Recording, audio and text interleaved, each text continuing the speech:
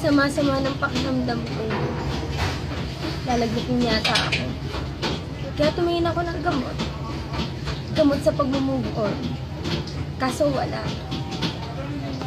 Parang ginawa mo lang sa akin. Nasaktan ako. Wala. May nadaanan ako doon, coffee shop. Nang hingi ako ng 3 butil ng kape. Kinain ko ang pait. Pero wala nang mas papait pa sa nararanasan ko. Kinumpir ko pa nga doon sa durog eh. Mas mapait pala yung durog. Parang ginawa mo lang sa puso ko. Dinurog mo. May dumaang janitor kanina. Sumasama na ako dun sa basura na kinukuha niya. Kasi ganun naman ang buhay ko eh. Patapon. Nagtitinda nga pala ako ng pizza. Slices ng pizza.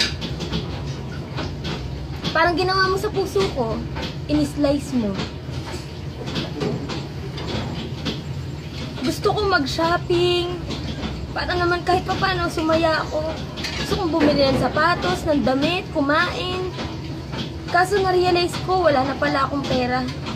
Parang pagmamahal mo, wala na. Kita mo tong mata ko? Eto, umiiyak ako. Pero wala nang luha. Parang pake mo lang sa akin. Ubus na. Pasensya ka na. Pasensya ka na. Kung hindi kita naalagaan. Hayop ka kasi eh. May klase pa ako.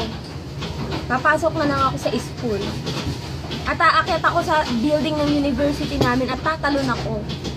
Kasi ganun din naman yung feeling eh. Yung mahuhulog ka tapos hindi ka sasambutin. Ang sakit-sakit.